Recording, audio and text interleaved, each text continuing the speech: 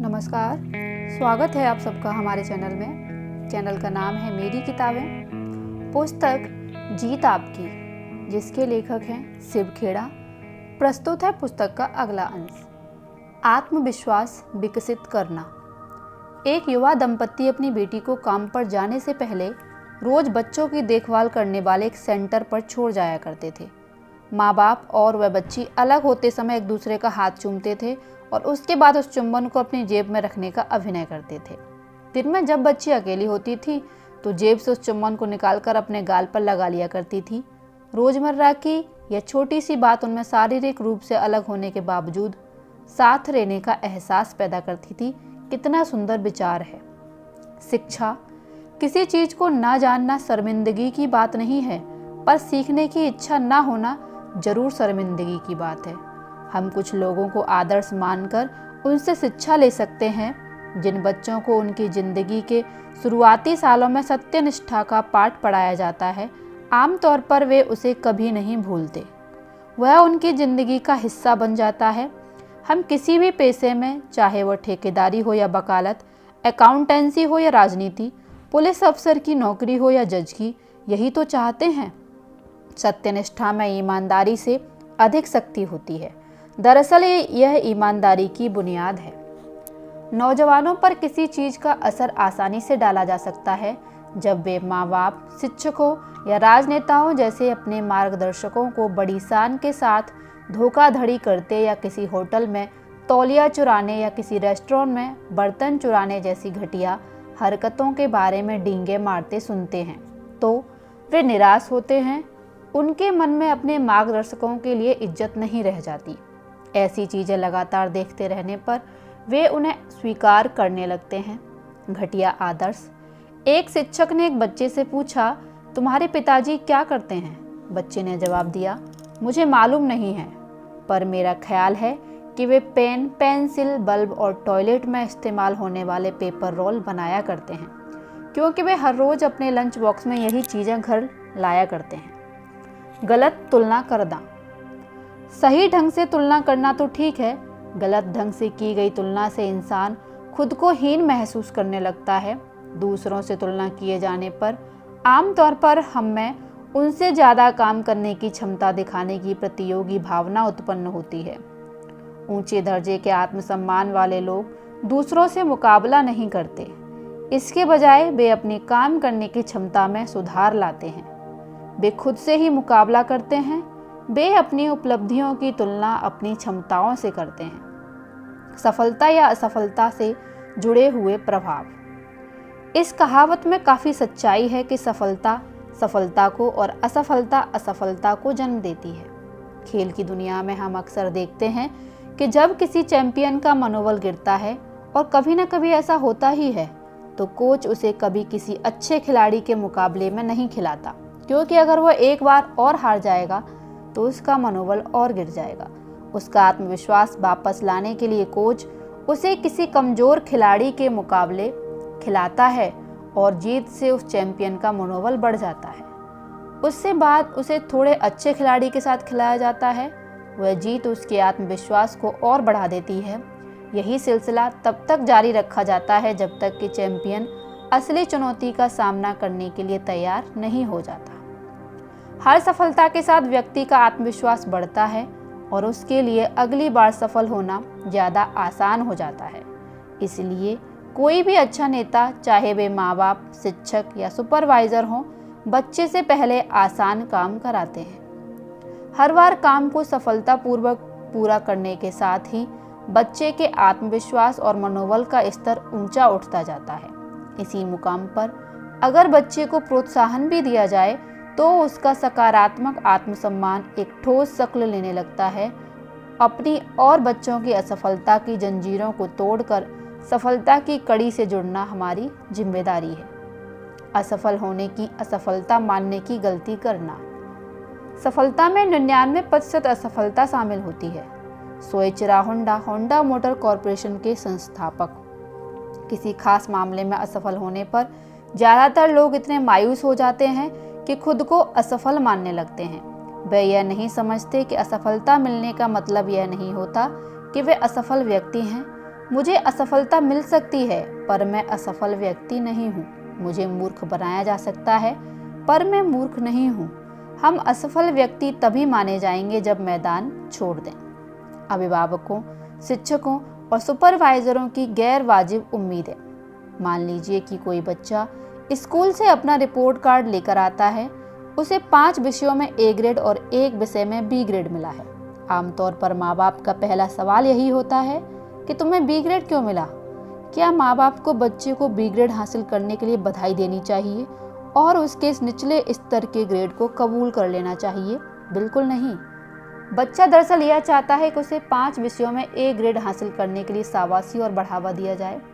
A grade हासिल करने की उसकी कामयाबी की मान्यता देने और सराहने के बाद माँ बाप उसे सभी 6 विषयों में ए ग्रेड पाने की अपनी उम्मीद के बारे में बता सकते हैं और ज़रूरत पड़ने पर मदद करने की पेशकश भी कर सकते हैं। अगर हम अपनी उम्मीदों को घटा लेंगे तो संभव है कि अगली बार उपलब्धियों का ग्राफ नीचे गिरकर हमारी उम्मीदों के स्तर तक आ जाए।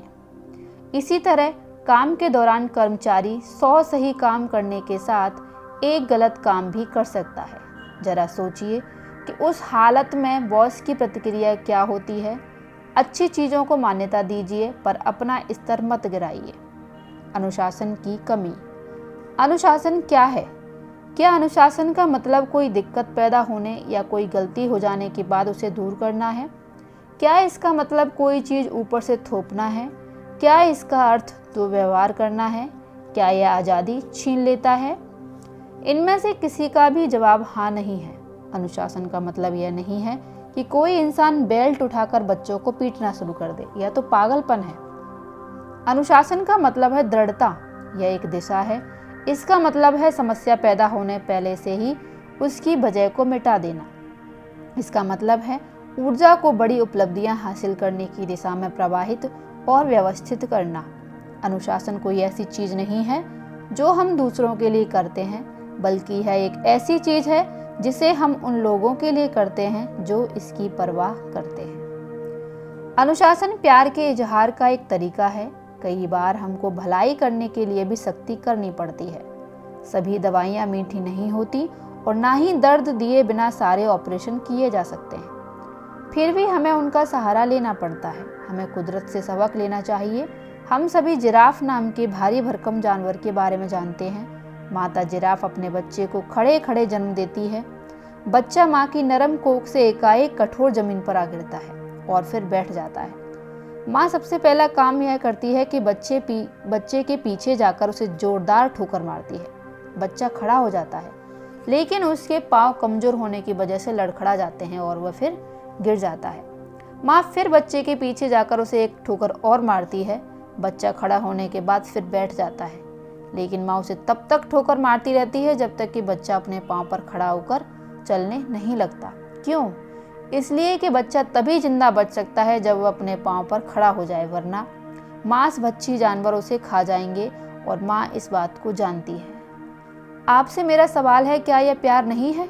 बेशक है। प्रेम और अनुशासन के माहौल में पले बच्चे बड़े होकर माँ बाप को और अधिक इज्जत देते हैं एवं कानून का पालन करने वाले बनते हैं। इसका उल्टा भी उतना ही सही है। हर घर में अगर अनुशासन का पालन किया जाए तो युवाओं द्वारा किए जाने वाले अपराधों में 95% तक की कमी आ जाएगी। जे एडगर हूवर। अच्छे माँ बाप अनुशासन लागू करने से नहीं हिचकते, भले ही बच्चे कुछ देर के लिए उन्हें नापसंद करें। अनुशासन आज़ादी देता है। हमारा स्वभाव कुछ ऐसा है कि हम नतीजे की परवाह किए बिना अपने मन मुताबिक कामों को करना चाहते हैं। लेकिन अगर किसी बच्चे को बॉक्स में भरे सारे चॉकलेट खाने की इजाज़त दे दी जाए तो वह बच्चा बीमार पड़ जाएगा। अगर उसी बच्चे को अनुशासित ढंग से 1 या 2 चॉकलेट रोज खाने की इजाज़त दी जाए तो उसे लंबे समय तक आनंद मिलेगा। आज़ादी मनचाही चीज़ का भरपूर आनंद उठाने में नहीं बल्कि मन के बस में रखने में मिलती है। एपिटेटस। लोगों के मन में गलत धारणा बैठी हुई है कि आज़ादी का मतलब मन मुताबिक काम करना है, लेकिन आदमी की इच्छाएं हमेशा पूरी नहीं हो सकती। कई बार अच्छे मूल्यों और अनुशासन के फायदों को समझ पाना मुश्किल होता है, बल्कि उनके खिलाफ काम करना ज़्यादा फायदेमंद, आनंददायक और सुविधाजनक लगता है।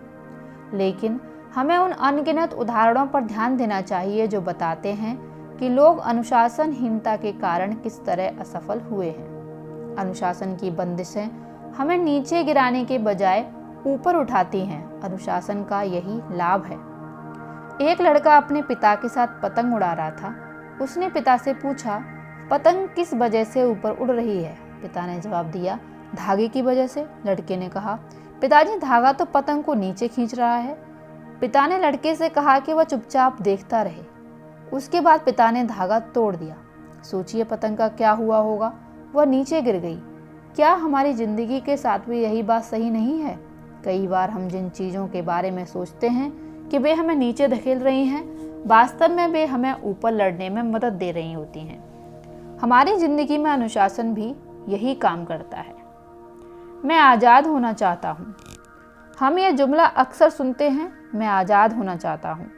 अगर आप ट्रेन को पटरी से उतार दें तो यह आज़ाद हो जाएगी, लेकिन उसके बाद वह जाएगी कहाँ? अगर इंसान अपना खुद का ट्रैफिक कानून बनाने लगे और सड़क पर किसी भी तरफ गाड़ी चलाने लगे तो हम इसे आज़ादी कहेंगे या अव्यवस्था? यह अनुशासन का अभाव है। नियमों का पालन करके दरअसल हम आज़ादी हासिल करते हैं। अनुशासन प्रेम भरी दृढ़ता है। मैंने ये सवाल अपने सेमिनारों में भाग लेने वाले कई लोगों से पूछा है, अगर हमारे बच्चे को 105 डिग्री बुखार हो, वो डॉक्टर के पास न जाना चाहता हो, तो हम क्या करेंगे? सबका यही जवाब था कि बच्चे के विरोध करने के बावजूद वे उसे डॉक्टर के पास ले जाएंगे। क्यों? क्योंकि बच्चे का हित उसी में है। बच्चे की परवरिश करना लोकप्रिय प्रतियोगिता नहीं है। एक डकैती के मुलजिम को सजा देते समय जज ने उससे पूछा कि क्या उसे कुछ कहना है। उस आदमी ने जवाब दिया, जी हुजूर, मेहरबानी करके मेरे माँ बाप को भी सजा दीजिए। जज ने पूछा, क्यों? कैदी ने जवाब दिया, जब मैं छोटा बच्चा था तो मैंने स्कूल से पेंसिल चुराई। मेरे माँ बाप ने यह जानने के बावजूद मुझे कुछ नहीं कहा। उसके बाद मैंने एक पेन चुराई। उन्होंने उस वाक्य को भी अनजानबूझकर नज़रअंदाज किया। उसके बाद मैं स्कूल और पड़ोसियों के घरों में से एक के बाद एक चीज़ें चुराता रहा और चोरी मेरी आदत बन गई। मेरे माँ बाप को ये सारी बातें मालूम थी, पर उन्होंने मुझे एक शब्द भी नहीं कहा, इसलिए मेरे साथ उन्हें भी जेल जाना चाहिए। वह सही कह रहा था। हालांकि इन बातों से वह अपनी जिम्मेदारी से बरी नहीं होता, पर सवाल ये पैदा होता है कि क्या माँ बाप ने सही काम किया? जाहिर है कि नहीं। बच्चों को चुनाव करने का मौका देना अच्छी बात है, पर सही दिशा दिखाएं बिना चयन करने की छूट देना उनकी तबाही की वजह बन सकता है। शरीर और मन की पूरी तैयारी त्याग और अनुशासन से ही संभव है। माँ बाप एक हफ्ते में बच्चों के साथ काम की बातचीत पर तकरीबन 15 मिनट का ही वक्त देते हैं। बाकी समय उन्हें अपने साथियों और टीवी से जो नैतिक मूल्य मिलते हैं उन्हें मनचाहे ढंग से इकट्ठे करने के लिए छोड़ दिया जाता है। जर्नल ऑफ द अमेरिकी फैमिली एसोसिएशन। खुद से पूछें, क्या अनुशासन के बिना एक कप्तान जहाज को सही ढंग से चला सकता है? एक एथलीट दौड़ में जीत सकता है? एक वायलिन वादक संगीत समारोह में अच्छी तरह से वायलिन बजा सकता है? जवाब है बिल्कुल नहीं। फिर हम निजी व्यवहार के मामले में या कोई स्तर हासिल करने के लिए अनुशासन के जरूरी होने पर सवालिया निशान लगाते हैं। अनुशासन बेहद जरूरी है। आज की फिलॉसफी है, अगर ये अच्छा काम लगता है तो करो। मैंने कई बार माँ बाप को बड़े ही भोलेपन के साथ कहते सुना है कि मेरे बच्चे चाहे कुछ भी कर रहे हों, अगर इससे उन्हें खुशी मिल रही है तो ये मेरे लिए जरूरी नहीं कि वे क्या कर रहे हैं। मैं उनसे पूछता हूँ, क्या हम जानना नहीं चाहते कि हमारे बच्चों को क्या करने की खुशी मिलती है? अगर सड़क पर किसी को पीटने या उसका सामान छीन लेने से उन्हें खुशी मिलती है, तब ऐसे लोगों के लिए अंग्रेजी में एक लफ्ज़ है, परवर्जन। हिंदी में इसे कहते हैं नीचता। जीवन में जितना खुशी का महत्व है, उतना ही यह भी महत्वपूर्ण है कि वह खुशी हम कहाँ से और कैसे हासिल करते हैं। यह हमारे नैतिक मूल्यों, अनुशासन और जिम्मेदारी का मिलाजुला नतीजा होती है। हम अक्सर सुनते हैं, जो तुम्हें अच्छा लगे वो करो। इस बात का उल्टा भी उतना ही सही है कि जो करना जरूरी है उसे पसंद करो। कई बार हमें ऐसे कामों को भी करना पड़ता है जिन्हें करने की जरूरत है, वे चाहे हमें पसंद हो या ना हो। एक माँ दिन भर काम करने के बाद घर आती है, फिर घर के कामकाज निपटाती है, बच्चे की देखभाल करती है और आखिर में थकी हारी सो जाती है। आधी रात को बच्चा रोने लगता है, ऐसे में थक कर सोई माँ को क्या उठना चाहेगी?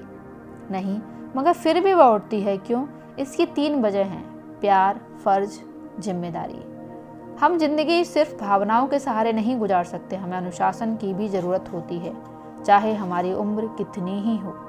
जिंदगी में कामयाबी तभी मिलती है जब हम अपनी इच्छाओं के आगे घुटने के बजाय वह करें जो किया जाना चाहिए या जिसे करने की ज़रूरत है।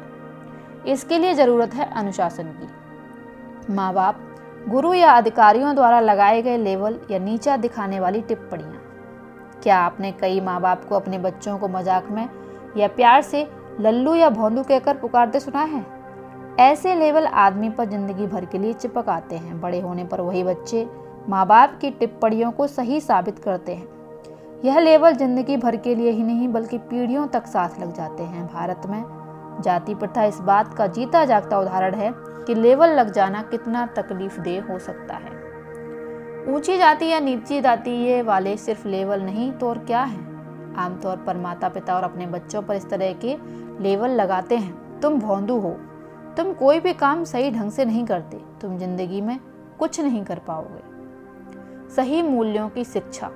कई बार असावधानी या अनजाने में हम अपने परिवार या दफ्तर में गलत मूल्यों की शिक्षा देते हैं। जैसे हम अपने बच्चों या कर्मचारियों को अपने लिए झूठ बोलने को कहते हैं। उदाहरण के तौर पर, उन्हें कहो कि मैं यहाँ नहीं हूँ, उन्हें कहो कि चेक डाक से भेज दिया गया है। हम अपने माँ बाप, गुरु या सुपरवाइजर से यह उम्मीद करते हैं कि वे इसे सच्चाई सिखाएंगे, लेकिन कई बार हमें निराशा ही मिलती है। लोग इस तरह के छोटे मोटे झूठ बोलते बोलते पेशेवर झूठ बोलने वाले बन जाते हैं। जब हम औरों को हमारे लिए झूठ बोलना सिखाते हैं तो एक दिन ऐसा आता है कि जब वे हमसे भी झूठ बोलने लगते हैं। जैसे सेक्रेटरी फ़ोन पर अपनी बीमारी का बहाना करती है जबकि वह शॉपिंग करने के लिए जाना चाहती है। हो सकता है कि उसके बॉस ने उससे अपने लिए झूठ बोलने की इतनी प्रैक्टिस करवाई हो कि उससे एक्सपर्ट होकर वो उसी से झूठ बोल रही है। पहले वह उसके लिए झूठ बोलती थी, अब उसी से झूठ बोलती है। ऊंचा आत्मसम्मान विकसित करने के तरीके। अपनी कमियों को खूबियों में बदलें। कुछ लोगों की जीवनी पढ़ें जिन्होंने निराशा को आशा में, नुकसान को फायदे में, रास्ते के पत्थरों को सफलता की सीढ़ी में बदल दिया हो। ऐसे लोग दुखी और उदास होने से इनकार कर देते हैं। वे मायूसियों और नाकामयाबियों को अपने ऊपर हावी नहीं होने देते। दुनिया को सर्वश्रेष्ठ संगीत देने वालों में एक बीथोवन भी थे। उनकी अक्षमता क्या थी? वे बहरे थे। प्रकृति के ऊपर सर्वश्रेष्ठ कविताएं लिखने वालों में से एक थे मिल्टन। उनकी अक्षमता क्या थी? वे अंधे थे। फ्रैंकलिन डी रूजवेल्ट अमेरिका के सर्वश्रेष्ठ राष्ट्रपति और दुनिया के महानतम नेताओं में से थे। उनकी अक्षमता क्या थी? वे चल फिर नहीं पाते थे, जिससे उन्हें व्हील चेयर पर बैठकर ही काम करना पड़ता था। इस ऑडियो में इतना ही। मिलती हूँ अगली ऑडियो में पुस्तक के अगले भाग के साथ। तब तक के लिए धन्यवाद। आपका दिन शुभ हो।